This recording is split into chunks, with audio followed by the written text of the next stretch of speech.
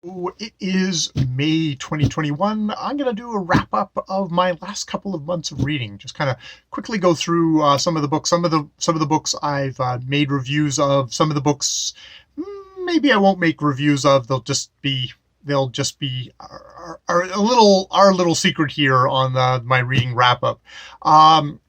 First one, which I've actually just kind of finally gotten around to posting the review of, was The Biggest Bluff, How I Learned to Pay Attention, Master Myself, and Win by Maria Konnikova, author, PhD psychologist, PhD in psychology, television presenter, kind of a self-help book in a strange way of her learning how to be championship level poker player, but also very much kind of a book of dealing with kind of improving herself, working on some of her own limitations of examining being a female and how females are kind of socialized to be a certain kind of act a certain way, and how that can get in the way of something like poker, where it's a very kind of combative sport in a lot of ways, also a very analytical sport.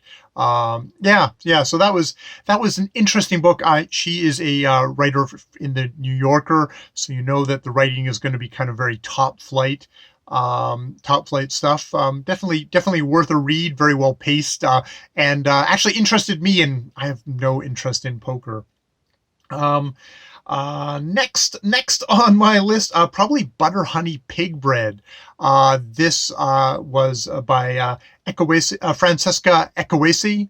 Um, um, Really great book that I found from through Poptimist, and then through Canada Reads, which is a competitive thing here up in Canada, where a bunch of books are defended by various kind of semi Canadian celebrities, in which case most Canadians probably have no idea who they are. At least I didn't for the most part.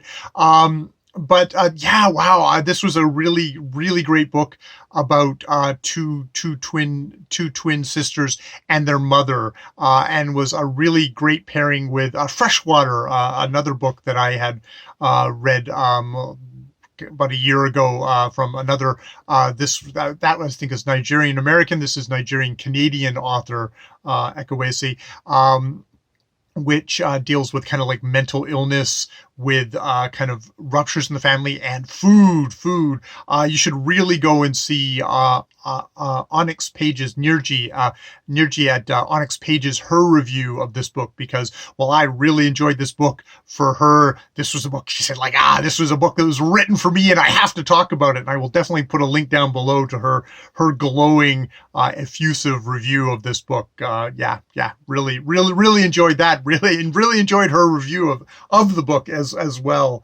I did the Gangster. I did a whole series of the Gangster by Scott Sigler, which is book number 6 in his Galactic Football League series, which is sports football combined with science fiction, for like 700 years in the future, where football is now played by various species, that's all holding together this kind of this empire, the Creterakian Empire, which definitely has kind of echoes in empires in the past of human history. And I have no interest in football, but Sigler is really able to sort of edit the experience of a football game, give you that thing of, like, the great the great sports broadcasters are the ones who can tell a good story and make you care for people, care for the players, even if you maybe don't care about the sport. And Sigler really harnesses that. The sports story, the sports movie. I love a good sports movie, even though I'm not really much of a team player. Surprise. So yeah, that's another fun installment in that series. You can actually get, like, the first book in the series, The Rookie, for free, either as an ebook or as audiobook. And Sigler himself does an amazing voicing of all the characters. There's the Sklorno, who are Quentin Barnes. Quentin Barnes being the human passer guy. Man, I know my sports. The human quarterback who is the main protagonist of all this series. Next, I've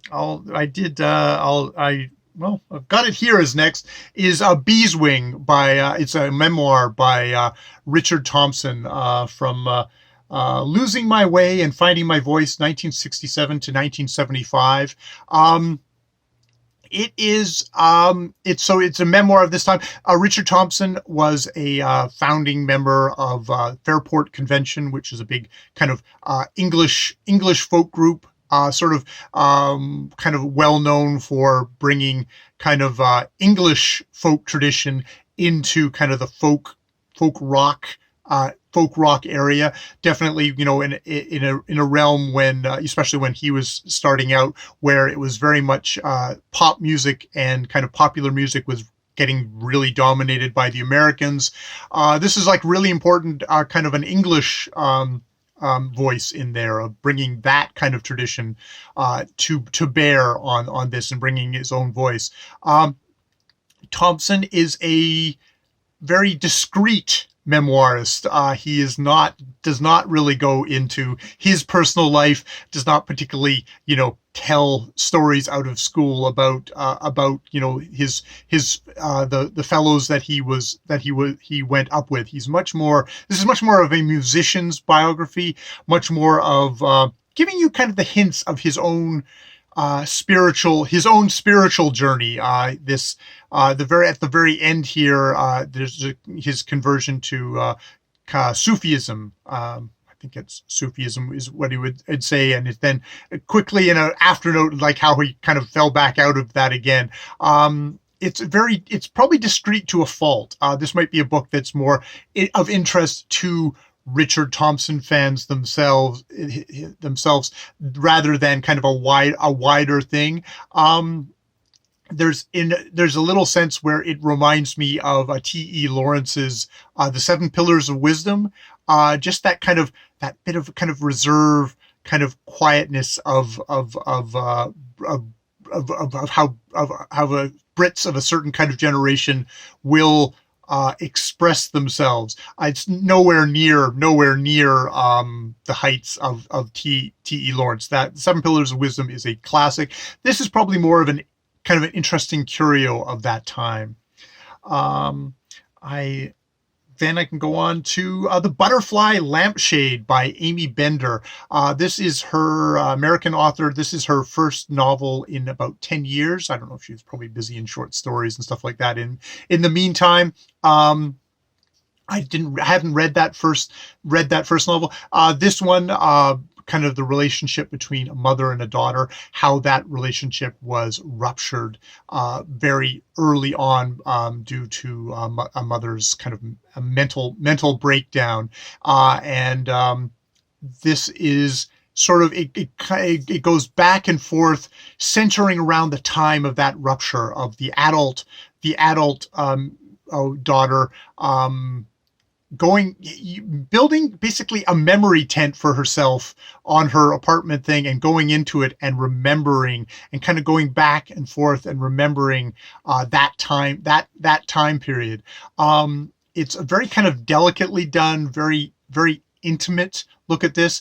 For my taste, I read through it kind of worried that it was going to get twee on me, that it was going to become too delightfully eccentric. And I think it for me, for my taste, it kind of stayed on the side of actually kind of addressing and working with this stuff without kind of, I just want to wrap you up in a warm, fuzzy kind of blanket of coziness or anything like that. I think it kept it determinedly on a small scale, and it kept it honest in that. So that's Butterfly Lampshade.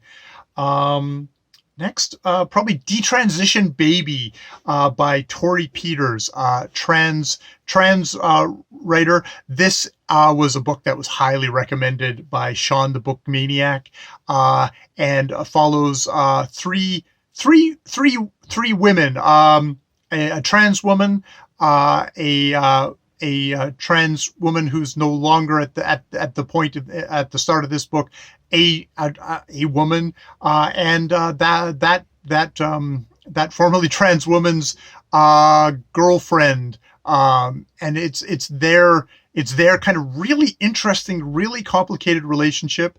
I'm a cis dude, and I found this book really great because just kind of showing possibilities and just sort of the messiness of human relations and of human sexuality, and the fucked up way we treat people and how we keep people in boxes. This is a book where ostensibly the straight guys in this book are there's definitely a lot of the ones that, especially that the trans women are come into contact with and have relationships with, are abusive assholes who are obviously working out their own kind of rage and their own kind of privileges and stuff like that on these trans women, while these trans women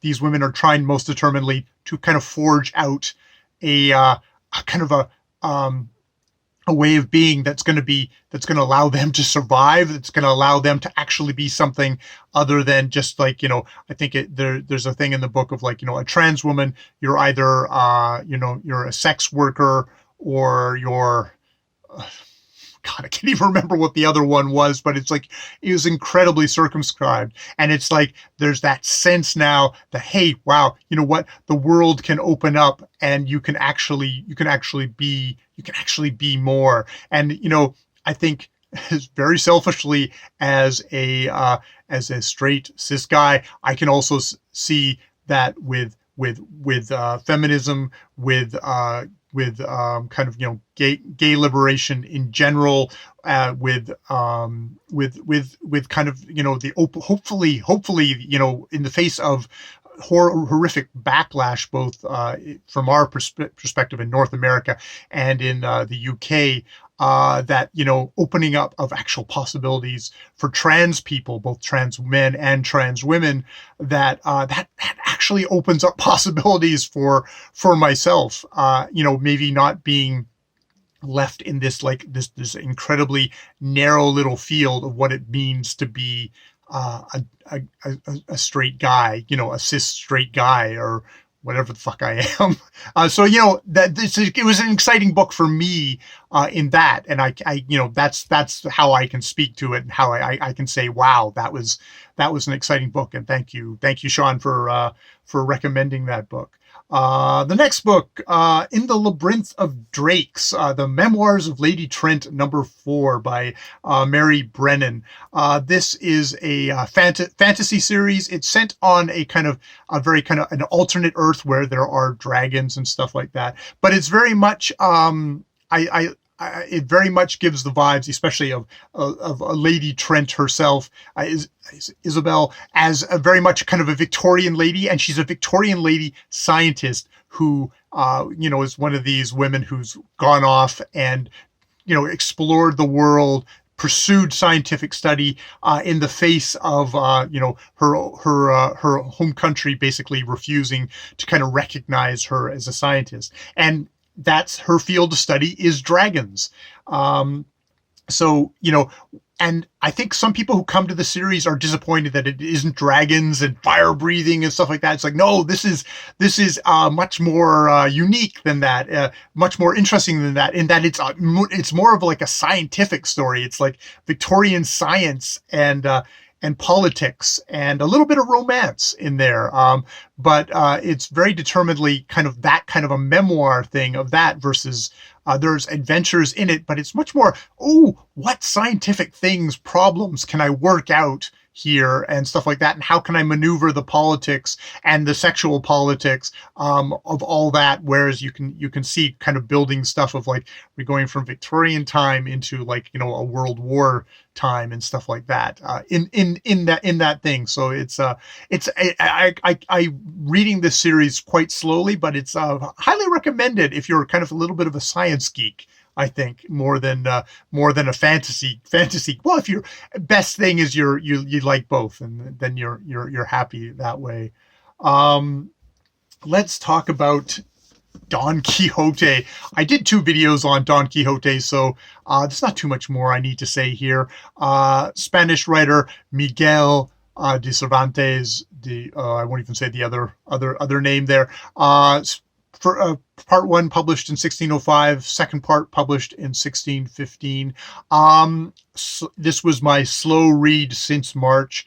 I really, really, really enjoyed this. I really came to have great affection for Don Quixote, for Sancho, and just really impressed by how, while there's like a lot of slapstick and kind of silliness in here, there's also just a lot of subversiveness. There's a lot of commentary on how the Spanish were treating Muslim or Muslim descended population in this book. Just the nature of reality, the nature of belief, the nature of just sort of morals. It's like, Don Quixote is this character who's decided to take up the example of the errant knight to right wrongs, and I can't help but thinking of this is the semi kind of a Christ creature who at the end of I won't talk about the end because I have my massive spoilers. I put massive spoilers on the end of that video because I didn't want anyone to watch it, because there's massive spoilers of this book that's like over 400 years old. But yeah, and to enhance my experience of reading Don Quixote, I decided to read some chivalric tales. The first of that being the first and probably the one that I think I'm going to enjoy the most is Tirant Lo Blanc, Tales of the White Knight by Jeannot Motterel, which was published posthumously in 1490, and it gets mentioned as, I think it's one of the priest's favorite novels when they're burning poor Don Quixote's library at the beginning, because Don Quixote's been driven crazy by reading all this chivalric nonsense, and him deciding that everything is real, that all the books he's read are real. So yes, Tirant Lo Blanc, this chivalric knight who saves the Byzantine Empire and battles basically without mercy, butchering, killing in great heroic fashion the Muslim invaders, the Turks and anyone of practicing the heathen thing. It's like these are completely others. It's a very there's a screwed up romance in there. This is like, wow, this shows otherness, things of, just kind of otherness, things of just the attitude towards women and consent is fucked up in this book. It's one cohesive story. The other one I'm still reading at the moment. I won't go into that. It's Amadis of Gaul, which I'm reading I'm reading a older translation of it, and wow, that is kind of rough going. I was very lucky with this one. This is Robert S. Rutter, who made his translation available on I think it's on Gutenberg. I'll put the thing down below. But it's a really kind of flowing, fluid translation of the work. Now it is abridged, which I'm sure will shock and appall many of you. Though it seems they've made it like, much, much smaller by pulling out all the treaties and sermons and stuff that I probably would have wanted to skim through anyways, even though I know I'm supposed to bitterly want to just read through all the stuff. It's like, no, I just want to read the story and the really messed up love story in that book. So yeah, that was Tirant Lo Blanc. And I also read Salman Rushdie's Quixote.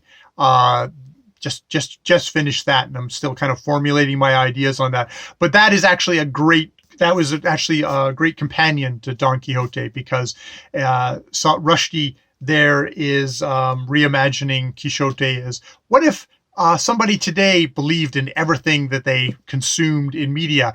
And funnily enough, in an age where you have people who do seem to believe anything that they are told, that is not as much of a charming laugh riot as it would be. There is in Quichotte, you can argue that it's a world where there's a whole ton of people who believe everything they're told, and what horrible consequences that has on the world. It's like that's the striking thing of, you think about with Don Quixote.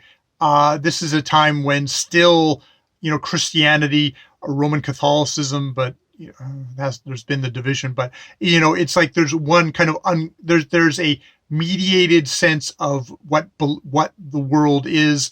The church is in charge of interpreting reality. It's all fixed. It's all one thing. And Don Quixote kind of comes into this and slightly messes things up by being the sole person. But now we're in an age where everything is fragmented, and it's apparently impossible to just believe anything, to believe everything. And that makes for a really, really interesting world, and a really interesting re-examination of Quixote. And also Rushdie gets to indulge in all the metafiction, because in Don Quixote, there's the first part gets published, and then Quixote meets characters in the second part who've read the first part of the book, and they've also read a pirate. Well, I don't know if it'd be considered a pirate, a false Quixote that has been published, that actually Cervantes learned about as he was reading part 2, and then incorporated in the book as a part of the metafiction. It's like one of these things. I was listening to a lecturer talk about Quixote, and it's like one of those things you have to invent. He would have had to invent if it hadn't actually happened in real life. So yeah. So that was really a good corrective of like thinking of how charming Quixote is, but then, oh God, we live in a world that's filled with Quixotes, and that's not so much of a great thing. And here, let's end off with my biggest, most controversial hot take. I'll bury it here at the very end in hopes that Brandon Sanderson fans don't find out about it, which is I listened to the 57 plus hours of The Rhythm of War, which is number 4 in Brandon Sanderson's Stormlight Archives, a thing that I think is going to be 5 gigantic, and I mean like 1,000-page plus books for part 1, and then another 5 gigantic books for part 2 of this entire Stormlight Archives thing. So we're 4 of 10, and wow, this is I guess high fantasy. It's another world. I don't know how separated it is. He's got a whole Cosmere universe. And it was a book that needed homework. It is a light adventure, not light adventure. It's an adventure, highly constructed fantasy world of fantasy that I was like, oh God, I read the first 3 novels and like a novella like 2.5 years ago or something like that, and I was like, I don't remember very much. I couldn't remember very much. It's like, oh God. So I watched a couple of videos trying to kind of give me the story so far, and some of that stuck, and some of that stirred some memories. And I went, oh, okay, screw it. I'm just gonna read it. I'll let it wash over me. And I was completely lost for the good first while. Completely lost, and I probably never did catch up entirely. It's one of these books where I think it's just like I think it lost my interest. I think it's so involved in its own kind of very complex inner story that you just kind of go, meh, I'm not interested anymore. And you kind of, I just let it wash over me. There's some of the characters, there's an angsty Kaladin, guy who's got PTSD, who he and Shawn, who has what seems to be kind of a multiple personality situation going on. They've both had these kind of issues before in earlier novels. It's one of these things where you think, could someone a different author with different aims could write a slim volume that would give me this kind of a story, and you'd be done. Whereas Brandon Sanderson is, I'm making this. I mean, I don't know if it's the first 5 novels in this will kind of incorporate their story, but it's like, I felt like, okay, I've done Kaladin before. Him struggling with the kind of the things of violence and, and of guilt, over survivor's guilt of not saving everyone. It's like, I feel like you dealt with this story already, and now you're doing it again. And then, Shaolin, her own kind of psychological breaks. It's like, I'm just exhausted by it. I'm just exhausted by it. It's one of these books that I'm perfectly willing to say is really, really well written. Brandon Sanderson isn't like a prose, this isn't super dense. That would just kill everyone if it was. He is somebody who's like, I can write a plane of glass that you can use the text, plane of glass, you can look through it and you get the story. And he does that really well. And that is a talent in itself. Not a lot of authors who are high flown literary stuff. It's like they have to write small books because no one would have the patience for them to be writing like 1,000-page novel, much less 10,000 page novels, all going to one story. But it just kind of goes on and on from my perspective. So, and it's one of those things of, once a story is told, for me, I can't keep it in my head. I can't keep a story like this in my head for that long. And it's like, I can't remember if you've been going on for so long that it's like, I can't remember what the beginning was, so that when you get to a climactic end, it doesn't have any resonance because I've forgotten the beginning. That's probably where I just kind of go, you know what? There's some Brandon Sanderson I like, but it's short Brandon Sanderson, which, that's fine. He's going to be pretty busy with these. Maybe every once in a while he'll for Brandon Sanderson, a short story is like a 400-page novel. That's a short story for Brandon Sanderson. That's probably what I'll confine myself from now on. I probably will not come back to this series. I know I'm missing a lot, but it's not written. It's written for people who love gigantic series.